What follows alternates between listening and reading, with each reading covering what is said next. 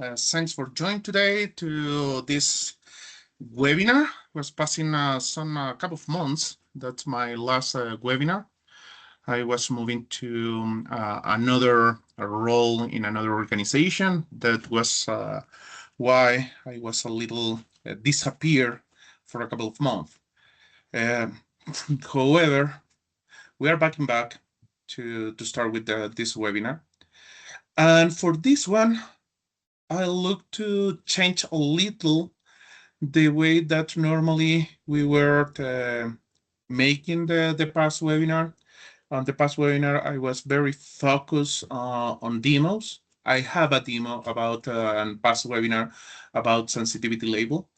Today, I want to open the discussion to have something more open. I have an open discussion.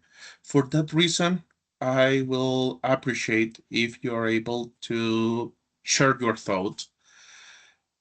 What's happened? And I will go very quick here on the agenda and we'll start open the discussion. Well, Sergio is talking about Copilot. Yeah, that is one of the biggest thing today. But inclusive more than that, adoption, consumption happens a lot that our end users are not using the labels. I was having a rich discussion with people from the product group, MVPs that are working always on sensitivity labels. I have some a different point of view for some of the labels, like the label used for sites to control access. And the idea is, please feel free to share your thoughts. What do you think? And let's make this discussion something that can help us to all of us about what we can do with the sensitivity labels. In that order of idea, let me go through this agenda today. Thanks for joining. Okay, I will share later on the chat the direct link, but please, during the session, if you can take 2 minutes to complete the survey, that will be very helpful for me. The agenda. Why we are here. That is part of the topics that we want to I want to discuss with you today. The main challenge and concerns, data classification policy versus a digital information threatment policy. That last, the digital information threatment policy is something that I was building from a lot of years, and I believe that concept start making more sense today with all the stuff that are happening. Rethink simple. I remember that in the past, I've been delivering several workshops about sensitivity labels. And one concept that was used was KISS, keep it simple. But that is a trap. And we need to understand why. Design approach and best practice, please feel free to share during this session any thought related to this point. Adoption and reporting. I am working in the new version of MPAR 3 with several changes and better report. I hope to have some news soon related to that. And additional topics related to unstructured data, semantics, accountability that I want to discuss. If you don't know me, and if the first time that you are participating here on my webinars, my name is Sebastián Zamorano. I have more than 25 years working on IT.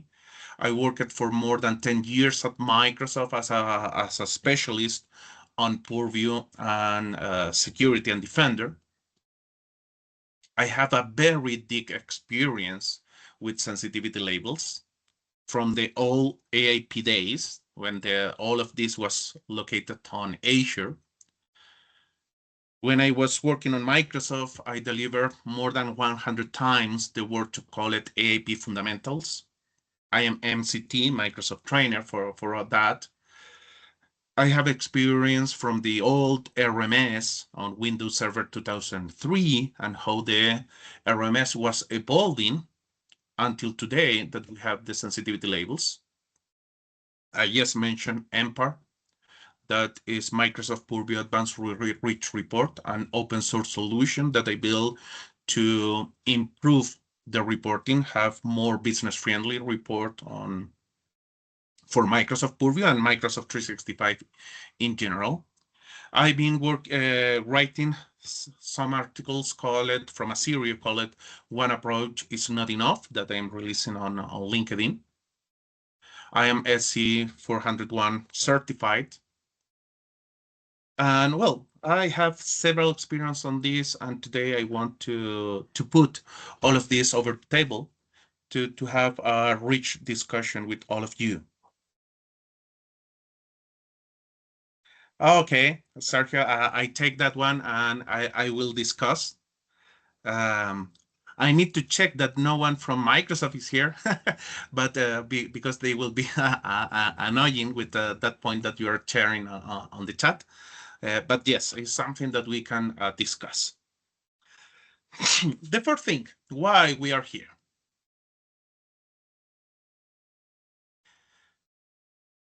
This is, I believe, one of the main, and please feel free to share your emotions, your reactions here. But which label should I use? That is the common questions all the time with our end users. Why do classification projects look great on paper, but fail in practice? Normally, we work with the security people, with the compliance people, with the data governance people, and we design the labels, but at the final, end users are not using the right labels. The big deal is how we can follow that adoption, that practice. Why does confidentials mean something different to every department? Something that I've been discussing with several customers every time that I am delivering and leading a project about sensitivity label is the semantic, the wording. Happens that confidential maybe means something for someone, and if we need to prioritize, define the order of the words like confidential, restricted, classified, protected, depend on the people, that list can be different. Which one have more priority, or which one is highest classified, confidential, restricted, secret? We need to find the best way, or at least understand the different ways to define this word. The technology, we know that work.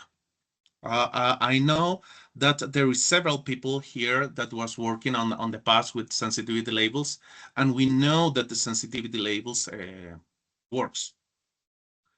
Inclusive here is Sergio. I've been working on the past with Sergio about sensitivity labels. He have a great documentation about sensitivity labels and several scenarios. And finally, with more or less effort, we are able to make to work the sensitivity labels. But at the end users doesn't use the labels. Adoption.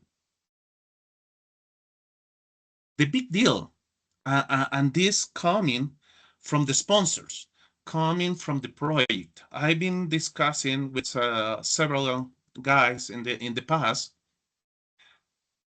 and I believe any project related to data governance, data protection, needs to be an organization project, not an IT project, not a compliance project, not a security project. Needs to be an organizational project. Because the big deal, are we protecting the data or just deploying labels? And here coming the big deal is how we can make a good deployment of sensitivity labels of classification if the organization is not participating. When I work with data classifiers, sensitive information types, the big deal is business areas needs to define the different information assets. They need to define or list all their information assets that permit us to define the classification.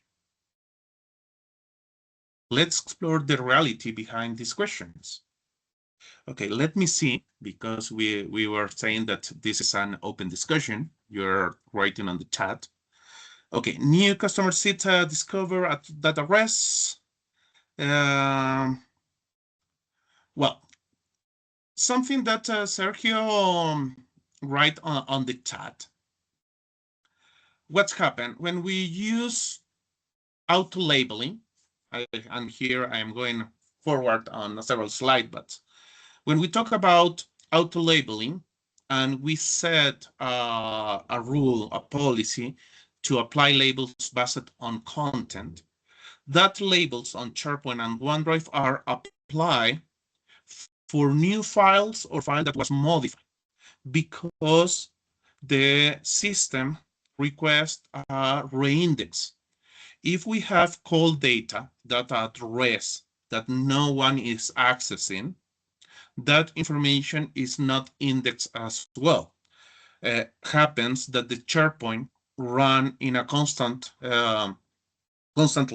cycle, call it crawl process, and is indexing all new files and file that was modified. When we try to apply sensitivity labels using auto labeling capabilities based on sensitive information types or trainable classifiers, the data address, the cold data, is not identified and the sensitivity labels are not applied. And maybe 6 months ago, maybe more, maybe 6 months ago, Microsoft released something that called it on-demand scan. The first thing is no one reads, me neither. And several of us, we was thinking that the on-demand scanner, similar to the MIP scanner, formerly called AIP scanner, was applying sensitivity labels when you run the tool. But the only thing that the on-demand scanner made is reindex the site. And the on-demand scanner can reindex in a few hours several sites. But the big deal is the cost.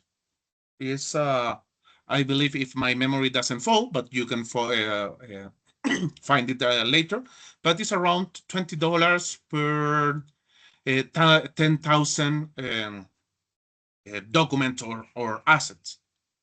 When we have millions of files in a SharePoint, that can be means thousands of dollars per scan to apply sensitivity labels in a short time.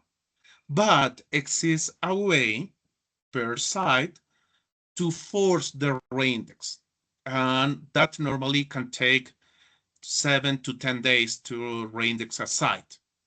If you have 1,000 or 100 of a site, you need to go through one by one, forcing that reindex. Or with a simple PowerShell using the PNP online PowerShell model, you can do that more faster. But at the end, you will need to wait 1 week, 10 days until the reindex process go through all the files. And finally, the auto labeling solution start applying the labels based on your rules. That is one of the main points. Let's continue. Okay. Well, Zach is saying something similar,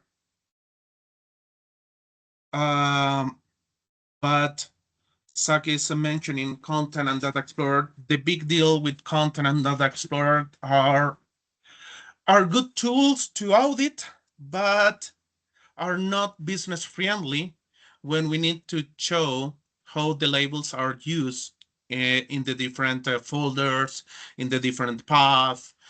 If we need to show the data is a big deal.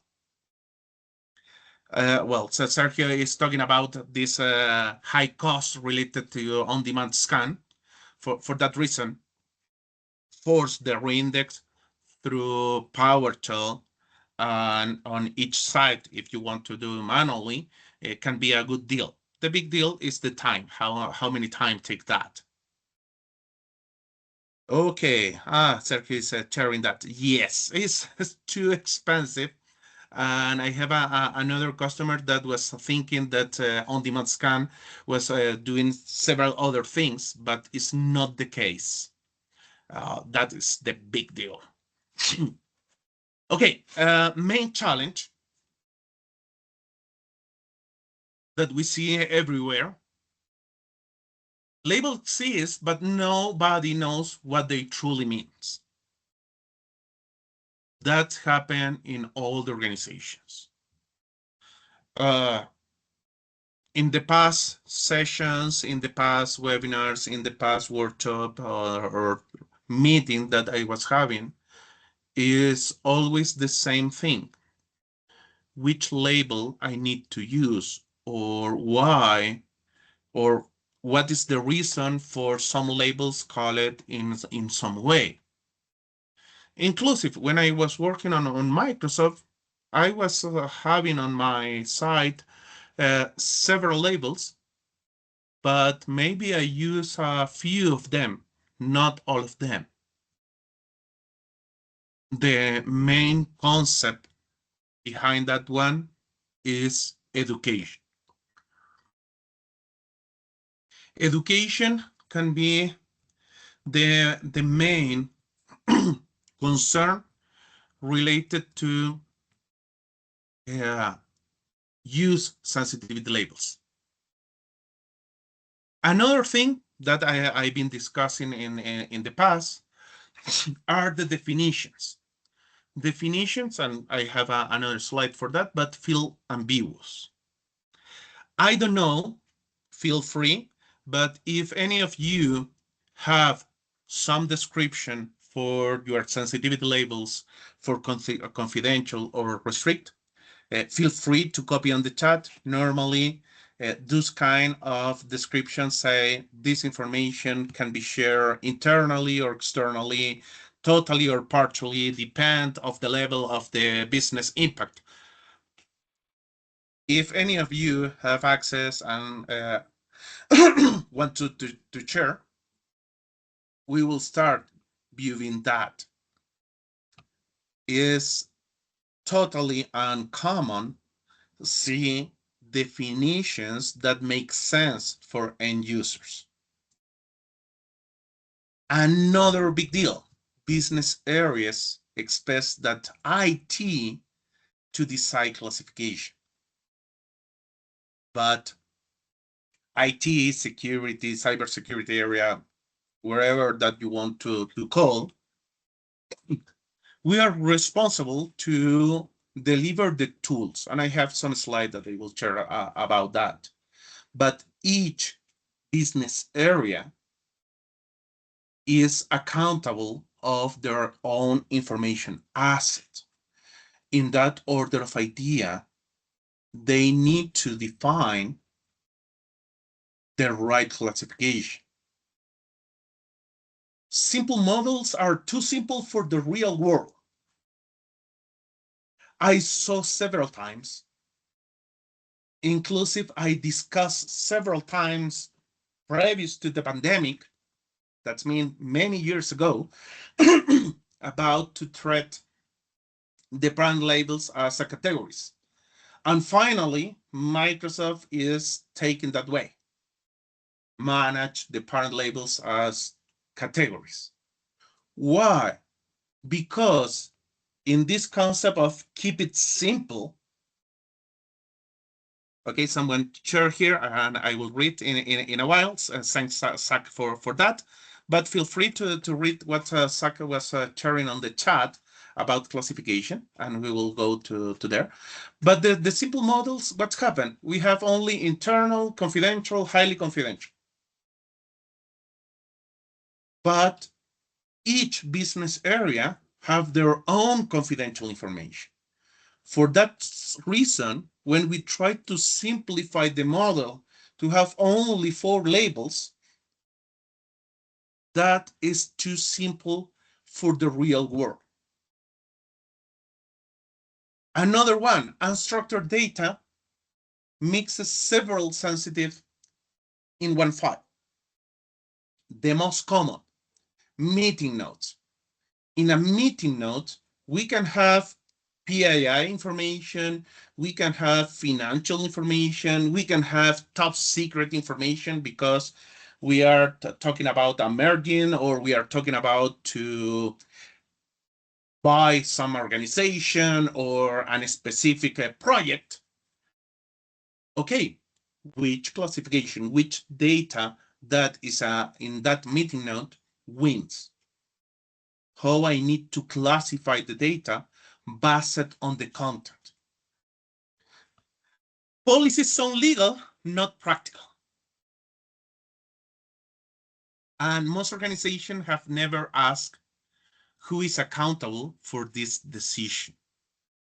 And we are back to the previous point that I was mentioning. Classification, data governance, data protection, sensitivity labels, wherever that you want to call a project related to sensitivity labels to classify and protect needs to be an organizational project. Okay, here let me read the confidential one that Zach was sharing here and say, this classification is for sensitivity information that should only be accessible to specific individuals within the organization. It's required protection due to its potential impact on the organization if disclosed. Examples include employee record, financial statement, and proprietary business strategies. You can see, finally, in what Zach shared on the chat, that kind of the descriptions are too legal or too technical, and for end users doesn't mean anything. Try to thought how you can explain this one to your grandma to explain how classify a file. That is one of the biggest challenge. But let's continue. And here we are talking about accountability and responsibility in data governance. I built this slide on February. I was doing a presentation in the RSA on San Francisco about security. And this is one of the most challenge stuff that are happening all the time. Who is accountable for the data? Happens, or at least in the past, working with several organizations, the organization was saying, okay, IT define the data classification policy. IT define who the documents, the information asset that need to be classified as, and the definitions from the data classification policy. But it's not the way. Each business area is accountable to define the information asset, to define the classification for that data. From IT, we can advise, we can implement, we can execute, we can add the tools to help on that. But we need to be clear that the business is the accountable. And for that same reason, the end user is accountable as well. That is another challenge, another fight all the time, because we need to explain to the end users that they are accountable to define, to apply the right classification, or inform about missing on unrecognized data. We need to provide the tools and the education. We need to ensure that the implementation is running okay. But, and here we can back to January, when Forrester released and inform about data protection solutions. And unfortunately, Purview reports are very poor in that point. And it's a little complicated to ensure that our implementation is running well with the current report. Data Explorer, some of you was sharing about Data Explorer and Content Explorer are not great solutions for this. It's very complex to have another picture in the way that the data is shown. What do you think? Feel free to write on the chat. What do you think about who is accountable, or if this approach makes sense for you, or do you think that finally, as an IT, we need to be accountable for the data classification?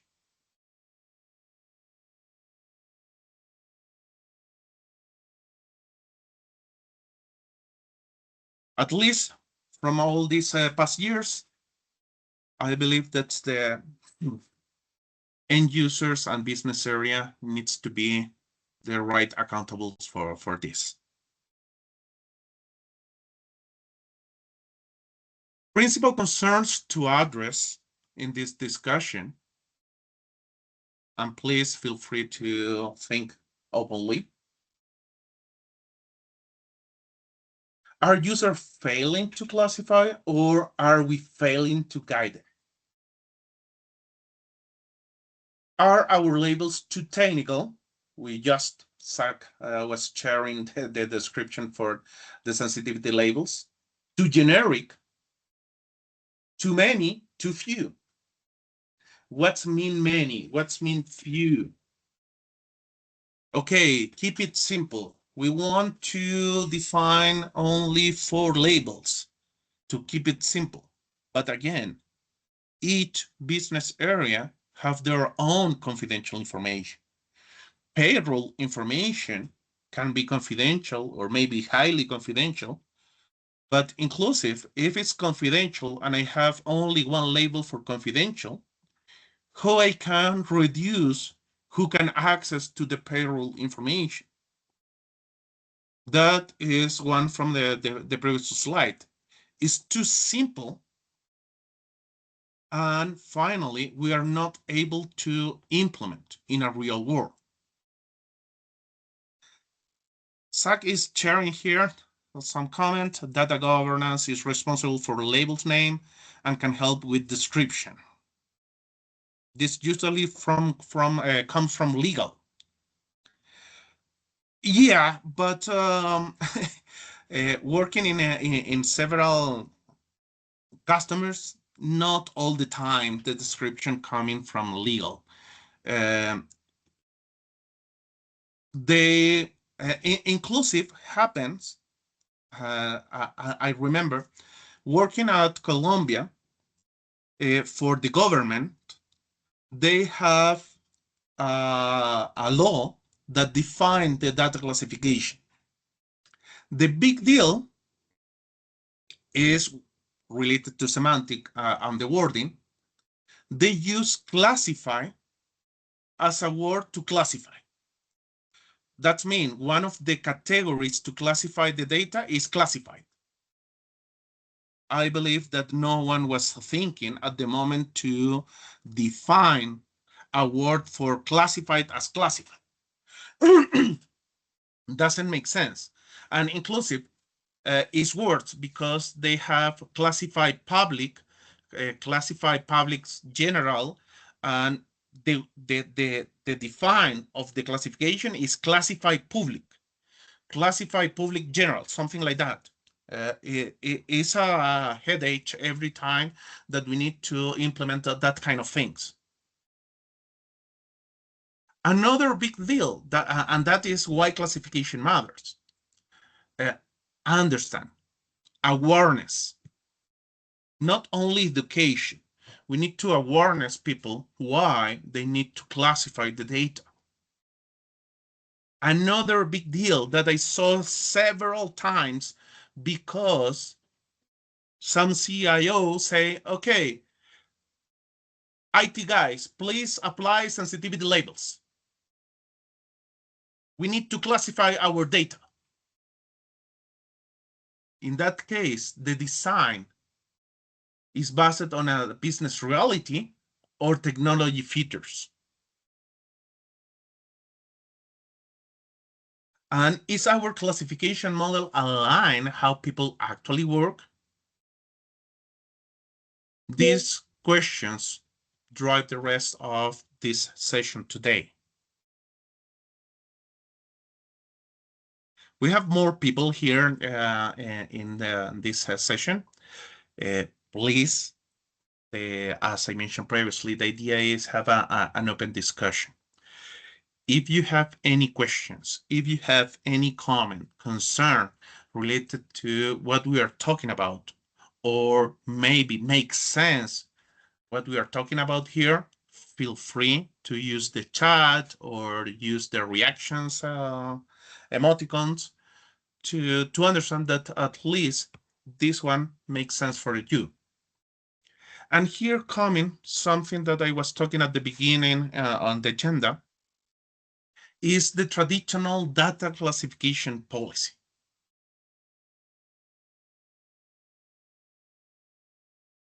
Same as Zach shared on the chat, confidential information can be shared internally or externally, totally or partly, depending on the level of impact. Restricted information include. That is what we normally see. And what we must ask, this sentence helps a real user classify an email? A new employee, how interpret that?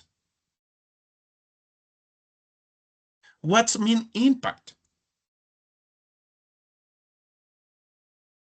And this policy work today in a daily digital collaboration? I believe that in all these questions, the answer is no. That is the big deal. That is why our end users are not using sensitivity labels. They are not using the right classification. Happens, at least for me, that and for that reason I call traditional data classification policy is very old, coming from the old time when all that the document was paper, and the paper was needed to retain, and several organizations was having libraries to retain those documents. And inclusive today, there is several organizations that have several boxes and they are print several papers, and those boxes are stored in very big stores retaining the data. But today, if we want to talk about paperless, or if we want to talk about a daily collaboration, this traditional data classification policy doesn't make sense, or at least can be used in some way,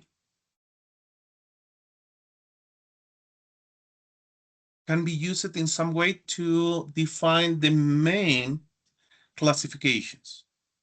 But here coming something that I was saying that I was trying to leverage for many times, and it's talk about a digital information fragment policy. What we can do with the data more than what the data contains. Because in this digital world, today, the unstructured data that is over 80% in our organizations contain different kind of sensitive data classifiers, and is every day is more complex to define based on content how we can classify the data, but can be more simple to define what we can do with the document, what we can do with the email, or the recipient, what can they do with our information. In that case, we can shift the conversation to what can you do with the information? Who can access? What actions? Can be printed, can be forwarded, can be shared externally or internally. I can store it on OneDrive, I can store it on SharePoint, I can store it on a pen drive, I can store it on cloud. In which cloud? Because remember, with sensitivity labels, we can apply some level of protection. But when our data is classified, we can use other tools like DLP or Microsoft Defender or any CASB to avoid to talk about Microsoft Defender, some Microsoft products. If you have any kind of CASB, you base it on the metadata used by the classification, you can start taking some actions. Or inclusive, if you are using an endpoint DLP, you are able to avoid copy to cloud, copy to a USB, or maybe print some documents. We need to make the classification understandable, not theoretical. Okay, Sergio is asking, can you do a webinar about how to transition from physical record to digital record file plan? Okay, that is maybe, I hope this webinar today help us a little on that. And you know, Sergio, that I am open. If you want to work with me to make a webinar about that topic, I will very happy to work with you. And I believe that we can do something related to that topic. And inclusive, if you invite to Zach, I can assume that Zach is very interesting on that. Inclusive Martin, that I've been working on the past related to these kind of things. Okay, that is the concept of digital information. I was saying at the beginning, the keystroke. Several times, and inclusive, if you review the latest documentation from Microsoft related to sensitivity labels, simplified adoptions, best practice, there is a roadmap to start using Purview and sensitivity labels, there is a trap. That is the key trap. Keep it simple for whom? All of us, we want to use simple approach. But that simplicity without context become dangerous. Let's challenge the usual thinking. Simple for IT.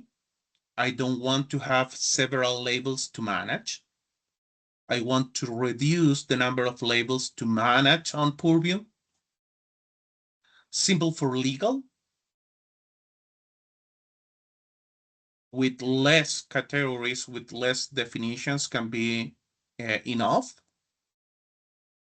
Simple for the business. My people, they need to, is public or internal, anything else? Simple for end users. The big deal is, can simple capture the complexity of real collaboration?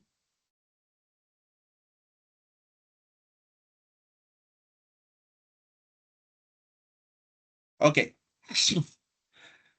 Yeah, Sergio, you have a point related to sensitive teams, and I will discuss that one because Sergio on the chat is talking about the sensitivity labels relate to groups and sites. If you read the Microsoft documentation, say enable sites and groups for all your sensitivity labels. But I will go to that point. And the big deal is, again, the misunderstanding. Happens a lot that sensitivity labels they have a different scope. And inclusive today, the scope for a structure for data map was joined, was merged with the files. Doesn't make sense for me. It was better when it was split, but today it's all together.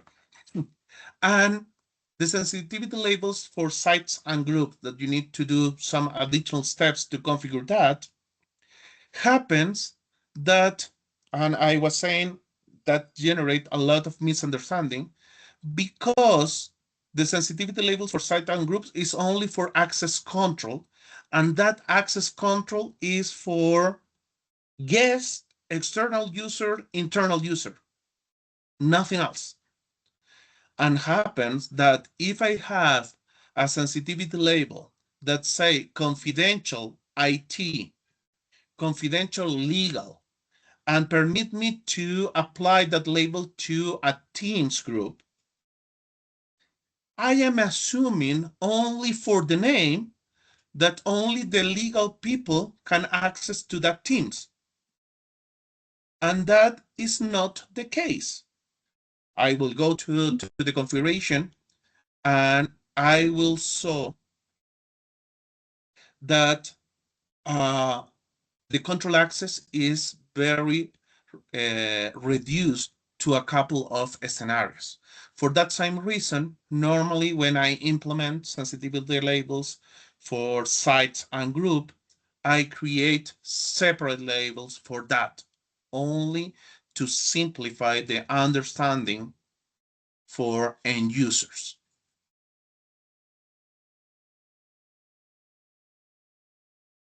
A better design approach. Instead of 20 labels, and inclusive in the past, I saw tenant with hundreds of labels as apparent labels. We can define 3 or 4 parent categories that user can recognize. And we can use the sublabels that clearly state who can access this information. We can build the meaning based on the label's name that reduce the cognitive load, not the protection. and permit to align the label's behavior with real-world workflow.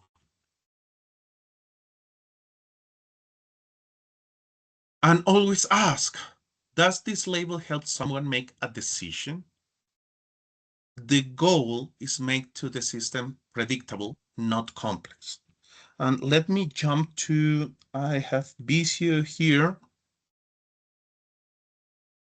This one is in English. And when I talk about design, and something that I was trying to leverage several times with the different customers,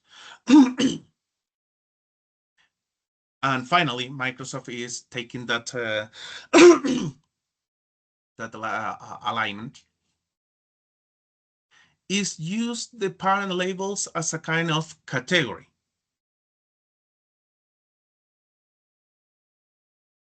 Okay, someone is asking to false positive and how we can reduce false positive. Hi, Subat, thanks for joining to this meeting. I have on my YouTube channel a past webinar when I was talking about sensitive information types and how you can reduce that.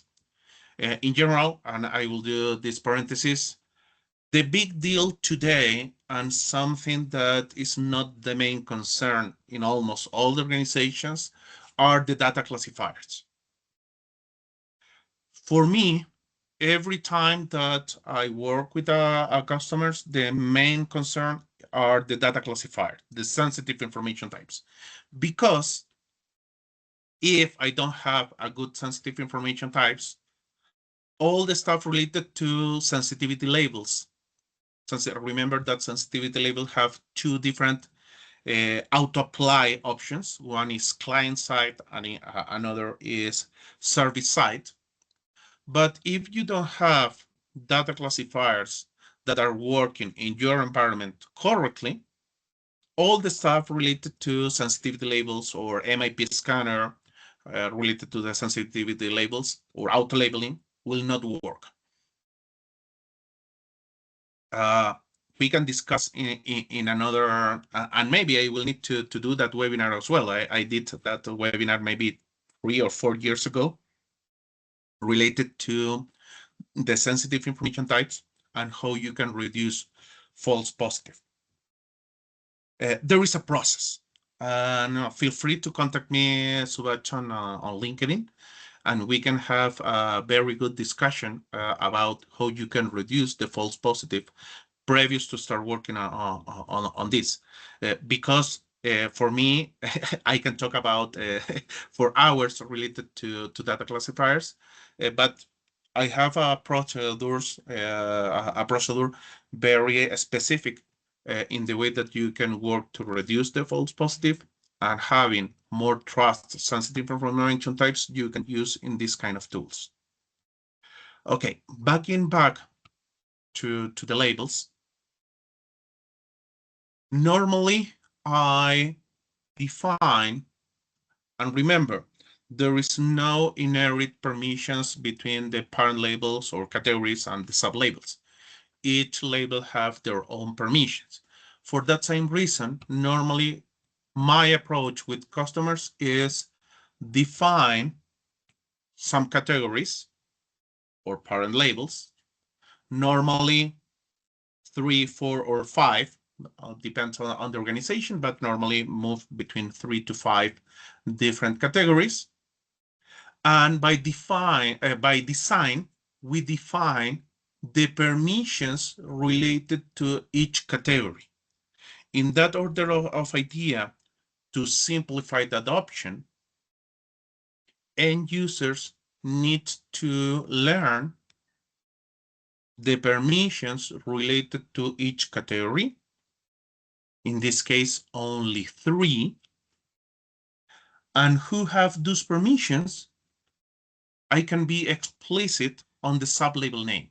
In this case, by design, I am defining that any internal label will have co-owner permissions. Today is called editor. The names were changes maybe around 6 months ago. And who have co-owner permissions? All employees, full-time employees. I can have a global policy with certain labels for the entire organization, and then I can have different policies for different business area. And in that case, if HR need an special internal because on HR, all the people is friendly and all the people trust inside of HR, they need only one label with full permissions. But they know that is still information that can be managed internal to HR. For that reason, we can create only one internal HR sublabel. In that case, anyone from HR will see the global labels for the entire organization plus the HR label. The same happens with legal. Legal can say, okay, we have a team that work on on the document, but only one attorney or one lawyer can define if that document is ready to share with others. For that reason, we will use co-author, because if I use co-author, only the owner can change the sensitivity label. Or I need to work in a very sensitive document that cannot be print, cannot be copied, and I will use the category highly confidential. That's mean reviewer. That's reviewer. That is a preset of permissions on sensitivity labels that permit to edit, save, but not print or copy. I don't know if this one makes sense for you. I don't remember if I have. Here you can see that inclusive with another customers, I've been working some specific sensitivity labels only for auto labeling. Yeah. Sergio is asking to share the images. Yeah, no problem. Inclusive in the past, I shared this Visio diagram, and I can share again. There is no problem on that. This is from one another customer that I've been working on the past, and we create some specific labels that only the auto-labeling policy can apply. That helps us a lot because we can have a trace every time that the auto-labeling is applying labels. Because with the policies, we can define who can apply the label.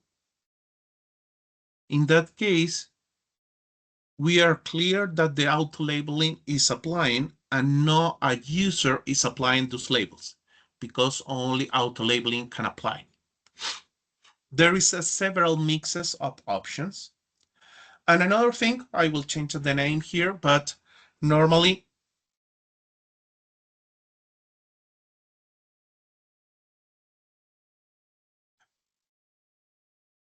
internal users. When we talk about sites and groups,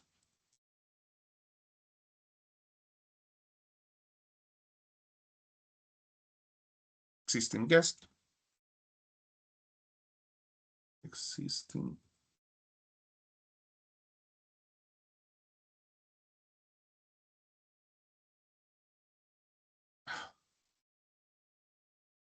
And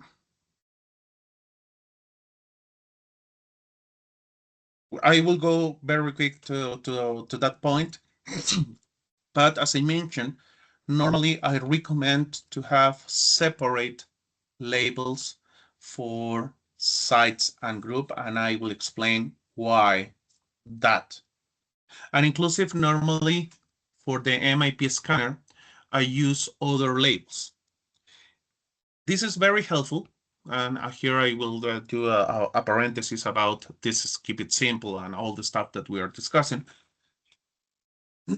If you know, under sensitivity labels, under information protection, we have the capability to implement the formerly called AIP scanner, today is called MIP scanner.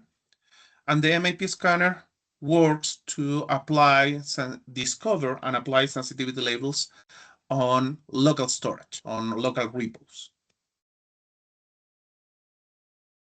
In several cases, the process to design the labels for the entire organization can take time. And in some cases, customers was asking me to take control, take ownership about all the files.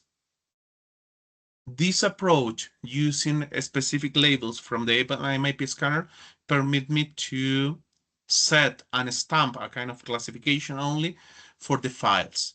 And that permit me to track what is happening with those files.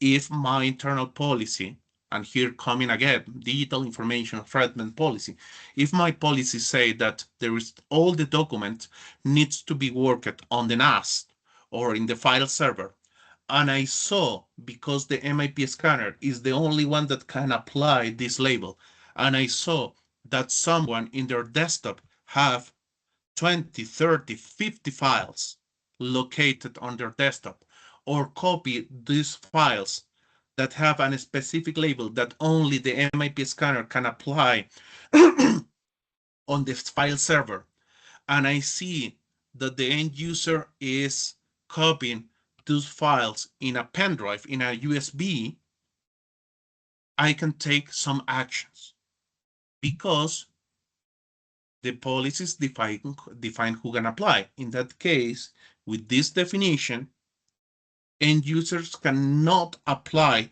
the labels that the MIP scanner is applying. That is another approach that permits to manage all about what is happening with our information. Let me back to the presentation, and I will jump very quick to some stuff on Purview to see. Adoption and reporting consideration. That is another big deal, and I will do another webinar about DLP, where the questions are very important at the moment to define the policies and the rules. But here is how do users learn the model? Who explain why classifications matter? How do we measure if people are using labels correctly? Do we have feedback loops to fix confusion quickly? What we are doing, normally, the most common case that I am seeing is the IT people, release the sensitivity labels, but normally doesn't exist this loop, this cycle to constantly review if the labels are enough, if the description are clear for our customers or for our end users, or what we can do to improve the sensitivity labels consumption. Why end users use public all the time? And here coming a mantra, and is the mantra is in another slide, but always I say when I am working with sensitivity labels with customers. Sensitivity labels define who can access and the permissions granted for that access, and policies define who can apply the label, and that is not the same.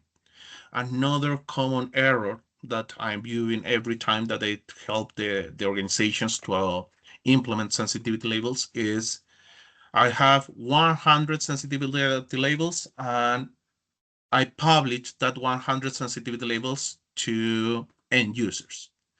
And inclusive in the past, I remember one of the first challenge when I was releasing for the first time the AIP workshop, AIP Fundamentals workshop, a customer with more than 100 sensitivity labels. All those 100 sensitivity labels was published to a specific user, and the all AIP client, that add-on for Outlook and Office applications, was not able to show more than 20 or 30 different sensitivity labels, and that customers was having several support tickets open to improve the client to be able to show 100 of sensitivity labels. And here, as an example, this is a report that I've been working with a customer for sensitivity labels that permit me to see the application of sensitivity labels week by week, the user adoption of sensitivity labels, the sensitivity labels adoption over all the organization, total activities per label. This is some samples about what we can show. We can see the top level users, the top the users that remove labels or change the labels. There is several informations related to logs that we can use to create rich report to show the data in a better way. As an example, when we are starting, and this is very important, the report are not only when this one is working, is implemented. We need to see how we are growing with adoption, with the implementation.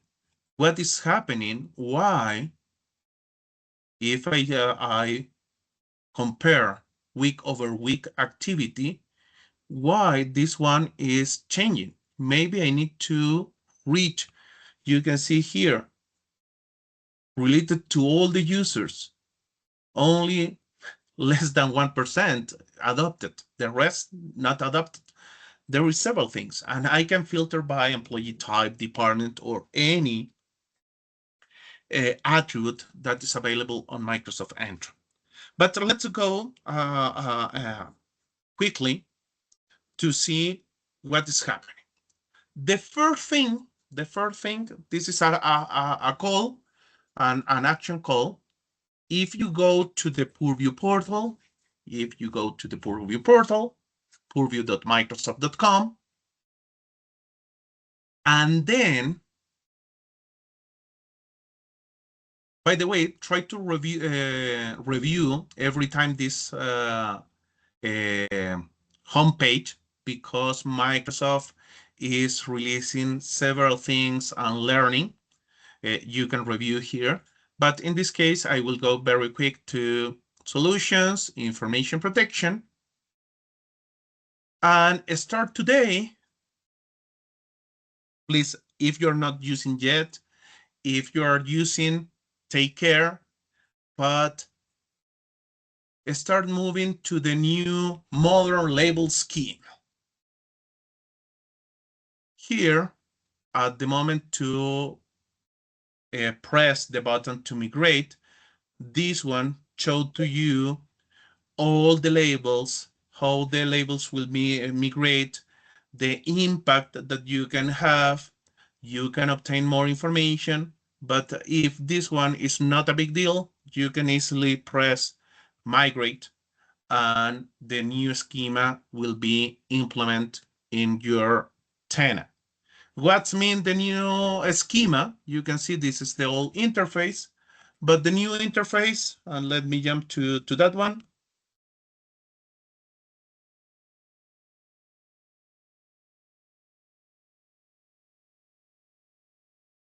Here we can see and appear like a folder. And I can create a label group. This label group is a kind of category that permit me to manage the sensitivity labels on a category. That is in general similar to the design I don't like that the original parent label become a sublabel under the new grouping. You say that when you create this new, the parent label pass to be a sublabel. Yeah, yeah, that is only because to avoid if someone was using the parent label on the past. One of the big deal when we was using labels and start using sublabels happened the policies permit to in the old schema permit to publish a parent label without the sublabels, and end user was able to apply a parent label because only the parent label was published. But then when you publish the sublabels, you are not able again to select the parent label. That is in general what was happening. And for that reason, the comment from Zach is when you migrate to the new schema, the parent label pass as a sub-label of that group.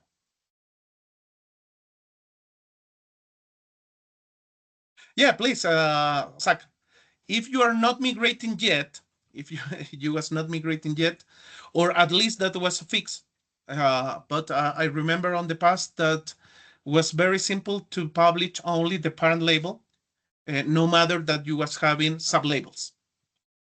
And for that same reason, I remember in the past that several times when I was creating the sales, the labels with my customers, was the focus to have some protection on the parent label if someone by mistake was publishing only the parent label and not the sublabels. For that reason, I have that on my mind uh, very clear on that point. Well, today, as we saw here, we can create a label group. The big deal, and I believe that I can do quick that, but happens that, sorry for this one, I will use test. To go quick, I will select a color. Here you can see that no scope are set. No, only the color is the only thing that was defined here. Normally, when we talk to have a good description, something that we can do, please select the right classification for your file. In that case, at least when we select, let me jump here. When we want to create a label, at the moment to select general, we will read or test or the one, a message saying, please select the right label. Again, plain English is something that we need to work. One of the big deal is the definition, the description. We start with that. It's the one of the main concern related to what the end users understand. And inclusive, backing back to the BC diagram, in the past, I've been working some descriptions. And here we can see maybe something that can be for someone plain English, only to share internally. Anyone outside our company cannot access to this information. To share externally is required to change to a more accurate label. For this one, that is for FTE, only to share internally with full-time employees. Anyone outside our company cannot access to this information. We need to find the best way to have a description that for end users makes sense. Not these too legal or too technical descriptions. Okay, right now on my environment,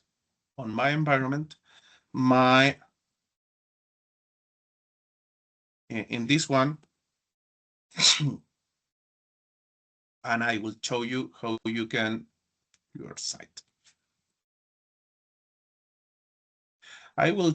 This is a tip that I will do today. It's quick and doesn't take too many time. You can see by default, sites and group is disabled. And at least for me, you can see here, you can now create sensitivity labels for Team, SharePoint, Microsoft Group, complete these steps. Normally, if you come in here, you will see that you need to do several steps, and this one is to start jumping between different links, and you need to do. In the past, and I can share that document later, I create some documentation that simplified that a lot. And if you give me one moment, I will open that document and we will go through those steps to enable the configuration for that. Here is projects, IP development, and this is the document. Give me one moment. In general, it's very simple to enable that. Let me open PowerShell. I need to open here, run as administrator.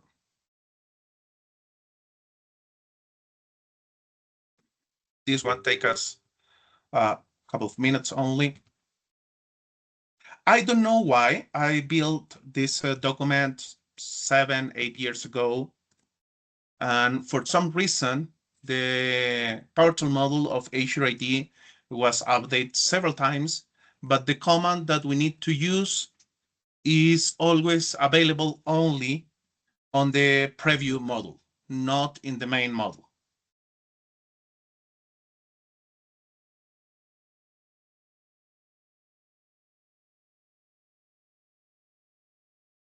Okay, it's finishing to install.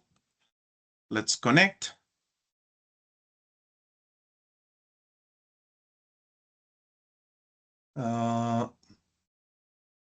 Use another.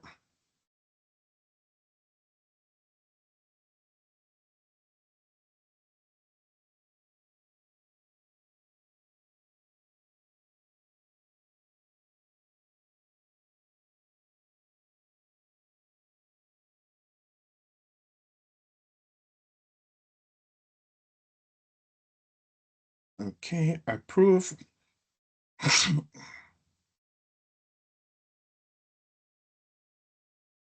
Okay. Oh, something was lost there. Give me one moment. No worries. I don't know why that was lost. My bad, maybe, but I have this one. I have a PDF for that same document. This is the comment.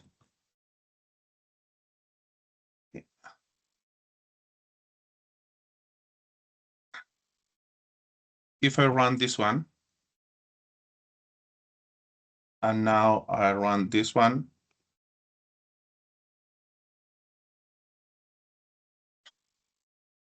okay, setting .values. Okay, I don't have anything. If I don't have any result, I need to run these commands. Again, this is very simple to make. It's not a big deal.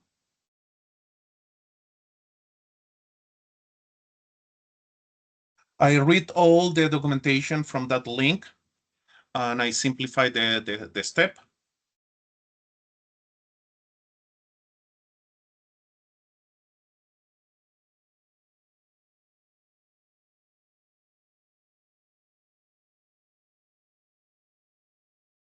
Okay, now if I go to this one and I select settings.values, I can see that the enable MIP labels, this is for groups, is on false.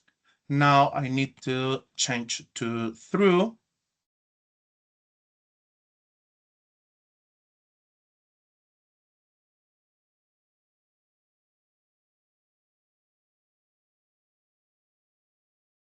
And now if I run this one, I can see that the integration is almost done. The only step that is pending, and I have the model, the Power to model here, but here in this document, I will chart this one is all the steps. I need to connect to the IPP session.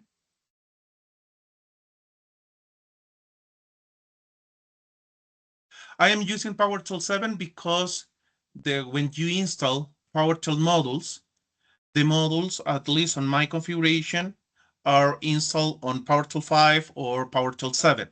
There is no a mix. In that case, if I need to use the IPP session on PowerShell 5, I need to reinstall the PowerShell model on PowerShell 5. That is the big deal. Okay. 5, yes.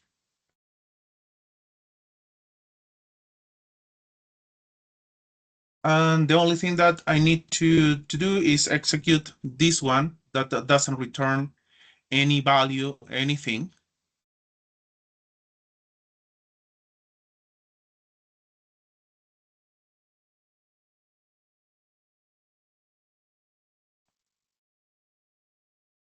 Okay, ta-da! And now, if I refresh this one, I can start using my sensitivity labels over sites and group, and the message disappear. Those are the steps required to configure that.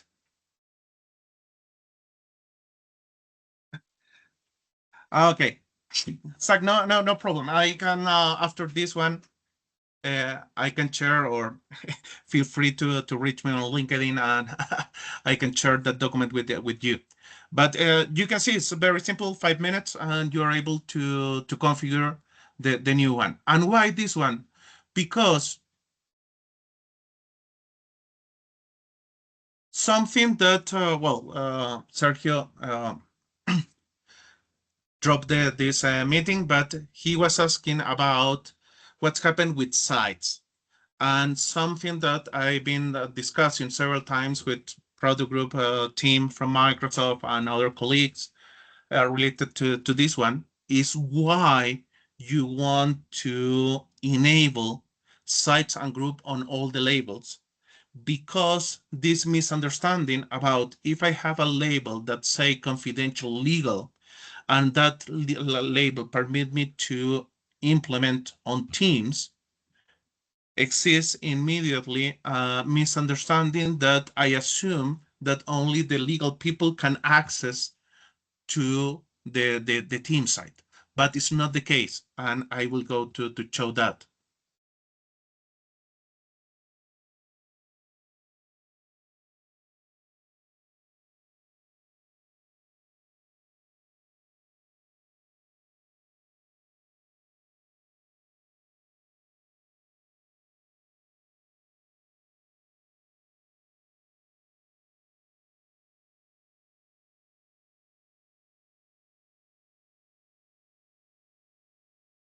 Uh, I don't know why, but yes, it's still required to run those commandlets.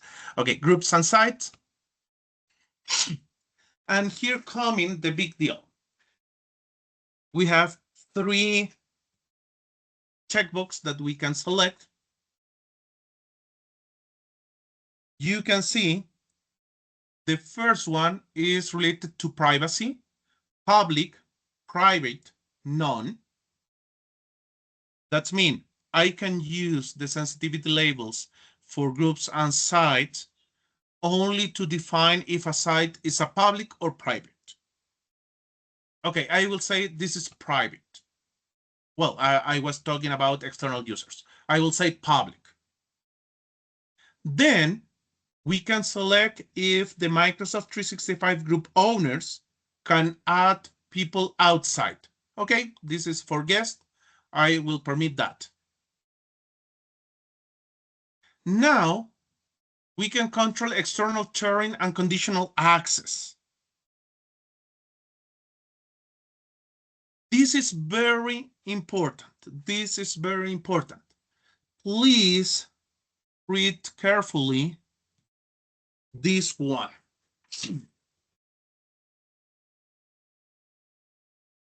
Normally, on financial institutions, banks, or other organization, they block the option to share with external people or with anonymous people. But in some cases, we need to share because by law, by regulations, we need to publish some information to external people. In that case, through the sensitivity labels for sites and groups, we can override that definition that coming from the SharePoint Admin Center. And we can replace that access control.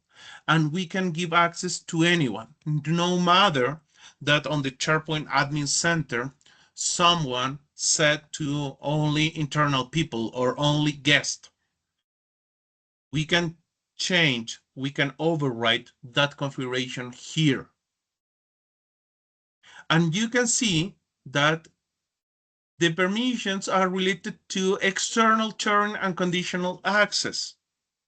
For that reason, doesn't make sense to have sensitivity labels for each area or enable these capabilities on each label.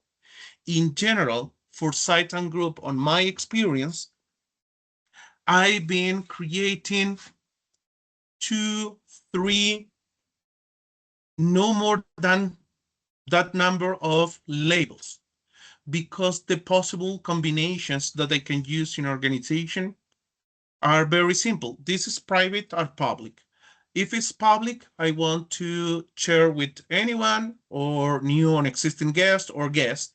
And private, I can maintain only with people inside of my organization. And I can start playing with this one. Another thing that is very helpful is this one. Allow limited web-only access when the people connect from unmanaged devices. Why? At least for me, this one is very helpful because on my case, I use a lot MDCA and the session control policies.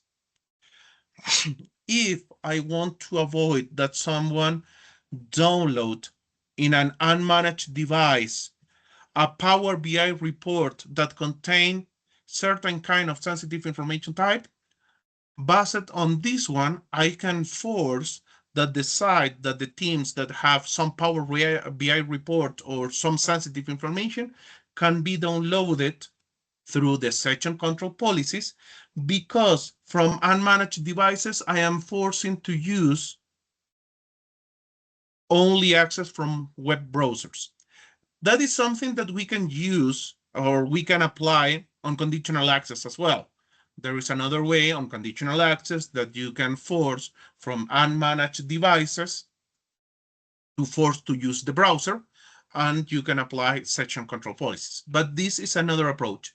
But you can see here that no matter which selection from here, I am not able to select and a specific group.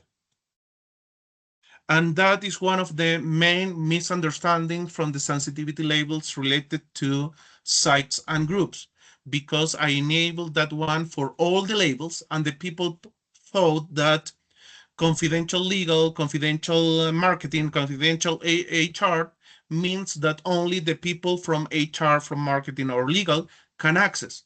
But this one permit only manage the access for guests, anyone, or internal. Manage the size as a private or public, nothing else. That at least is one of my recommendations related to use the sensitivity labels for sites and groups.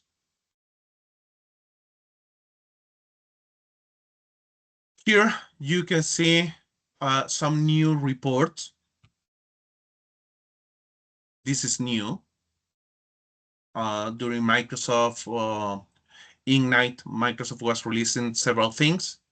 Here I can see on Exchange, on Endpoint, OneDrive, passed on browser, but inclusive. If I select or I try to see the details, I will redirect to, no, this is new. This is that is great. This is a new report. I am fascinating this one. On the past, that button was sent to you to Data Explorer or Content Explorer to see the data. I am seeing that right now we have a more interesting report. That's great. That is an improvement. Nevertheless, if I want to filter by attribute, by any Microsoft Entra attribute, I am not able. I can filter by sensitive information types, how I apply, but in general, another big deal, and for that reason, normally I talk about MPAR. C-level user, CFO, CTO, I cannot give access to them to access to the Purview portal to start generating some report. Have a tool that permit to you to create your own business-friendly report and show this report to your C-level users or other roles. That can be very helpful. In general, on sensitivity labels, we can define the labels, and we will be see on my next slide my personal mantra. Sensitivity labels define who have access and the permissions granted for that access, and policies define who can apply the label. For auto-labeling policies, all the labels that you set, all the policies that you set will be applied over new files or file that was modified. For data at rest or cold data, you need to use, one of the options is on-demand classification. The big deal with on-demand classification have several improvements, because in the past, scanner. In the past, the sensitive information type was not able to select the on-demand scanner. The first time that was running was getting all the sensitive information types by default, and you was paying for a lot of false positive. Right now, you can change this one, and you can select the specific one that can make sense for you. That is a good improvement, but in general, it's still too expensive. It's around $20 per every 10,000 records, 10,000 files that matches. That's mean in general inside with millions of files. That can be a big deal. You can select the site here, but not specific folders. You can select the specific sites, but not specific folders. The advantage to use the on-demand classification and this one is the process is very quick and takes some hours to finish. But it's expensive. Another way is per site, you can force to reindex the site, but that is more slow. It normally can take 7 to 10 days to reindex, but for free. And if you have patience, it can be better to make that. But it's per site. You need to go side by side, enabling the the reindex, or through the if you like PowerTool, through the PNP online PowerTool module, you can create a list of the sites, and then you can go through all that list, enable the reindex. But still, that take 7 to 10 days to finish. That is another way to use the sensitivity labels. Okay, let me back to the presentation. Here I was showing some report that I'm building on an AMPAR. Additional topics to explore. The semantic challenge in a global organization. As we were discussing at the beginning, the confidential, restrict, classify can be a big deal. We need to use some semantic or use the semaphore that permit us to set with the color of the sensitivity labels. The SAC was sharing the data classification description, and they use confidential and highly confidential. I recommend that approach. Or in other cases, with other customers, we were using restricted and highly restricted, something that doesn't make any misunderstanding from end users. The unstructured data complicate the classification. We were discussing that at the beginning. It's very complex to classify a meeting note because you can have several different kind of sensitive information types. Accountability versus responsibility. If the data classification project is leveraged from IT or from security, can be a big deal. We need to make to the organization understand that this is an organizational project. The role of automation, auto-labeling, is helpful but not enough. We need to discuss how the AI agents are changing the risk model. And here coming another two things that can be helpful for you if you are not aware. When you have Copilot license, if you are buying some Copilot license include a license for SharePoint Advanced Management.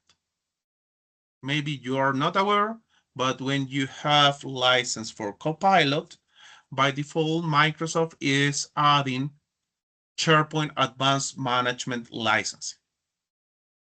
This license permits us to apply some protection. In this case, we can see that we have some tools. I have another environment with Copilot license that have some other report here at the beginning. But here, this is one of that is a very interesting one through PowerTool again. But you can download certain files that permit to avoid that Copilot analyze the data. Another thing that is interesting that, again, through PowerTool, you can generate whitelist or blacklist for Copilot. In that case, you can say, okay, I will have this list of SharePoint that Copilot can use to analyze the data and answer to my end users, or I can have a blacklist and say, okay, Copilot can search for any information inside of our organization except for this specific site, and I can create a blacklist. But here we are not talking about sensitivity labels. What's happened? On data loss prevention, and for that reason, the use of sensitivity labels can be very important. When I create a policy,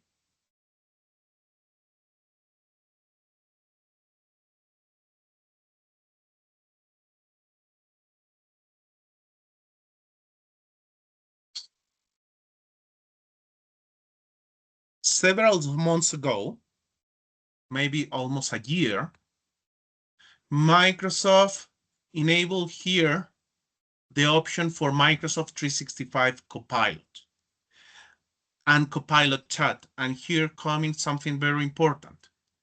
Today, Microsoft, well, when I say today, a couple of months ago, Microsoft released Copilot Chat for all the organizations that have Microsoft 365 E3 at least. They can use Copilot Chat. And through sensitivity labels and DLP, we are able, and you can see here that on conditions, content contain, the only thing that I can select, oh, now we have sensitive info types that was not available, was appearing only sensitivity labels a few weeks ago. But here you can select your sensitivity labels. And when you select the sensitivity label, here on actions, you can restrict Copilot from processing content. Okay, so thanks, Zach. Zach is saying that the sensitive information tab was released past week on the Ignite. Yeah, that is a big deal. Every time that occur, every year that occur an Ignite, at the next week, we need to learn a lot or review a lot the changes. But yeah, thanks for that note. Yeah, you need to create rules for sensitive labels and another rule for sensitive information types. But the big deal is we can restrict Copilot from processing content. That is one of the main concerns. Sensitivity labels are not only for classify, it's not only to protect the data, is define who can access and the permissions granted, but additionally, sensitivity labels are our best tool today to protect the data from Copilot. In that case, auto-labeling that we were discussing, default labels, we will not be discussing about that, but on SharePoint, you can set default labels. This whitelist or blacklist using SharePoint Advanced Management permit us to avoid that Copilot access to certain data. Sergio today start asking that. That was one of the first questions today on the chat, and that is the answer related to that questions. Now, back to the presentation. There is a lot of reason why the classification fails. We need to be aware about that. Before creating or modifying any label, ask yourself and your organization, do we truly understand our data? Because label protect the file, but people protect the information. And here coming another concept that I was discussing in other workshops, in another webinars. Today, or well, in the past, we were talking about perimeter security, network security, but today the secure perimeter for our organizations is the data. The data is the new security perimeter for our organizations. The data can be in any place. And one of the tools that we can use for that are the sensitivity labels. But, and all this discussion and all the stuff that we were discussing during today are related that, at least on my case, I'm seeing that end users are not using in the right way sensitivity labels. Sensitivity labels are not adopted by the end users because they don't understand the description. They don't understand the logic. The business is not accountable about the classification. The digital information today is more complex, and we can have several different sensitive information types in our organization, in our files. For that reason, this mantra, labels define who can access and the permissions granted for that access, and policies define who can apply that label. Think about it, recite before design, reviewing, or applying labels. We need to move that the classification become clearer, simple, and more aligned. I share on the chat some links related to my articles about this concept of one approach is not enough. Part of why today I'm talking about this webinar about sensitivity labels. In the same links that I share, there is a survey. Please take time to complete the survey. And I don't know, okay, yeah, Zach, I will send to the invite the link related to this PowerPoint, the link related to this specific guide to enable the sites and group PowerTool steps, and the Visio diagram that I was sharing with you today. I hope all of that can help. I don't know if you have more questions, comment, concern that you want to share today. I really appreciate to all of you that connect. Be aware because I will releasing soon a new article about one approach is not enough series related to DLP, and I will do another webinar on December with this new approach about DLP, how we can manage DLP, how we can define the rules, how we can define the policies, why, and several other things. Feel free to follow me on LinkedIn or contact me on LinkedIn. I will be happy to share all of this and continue this kind of discussion. Thanks to today for joining to this webinar. I really appreciate all the participation for all of you. Have a great rest of the week and a great end of this year. Thanks, Martin, for your comment. Have a good one. Bye-bye.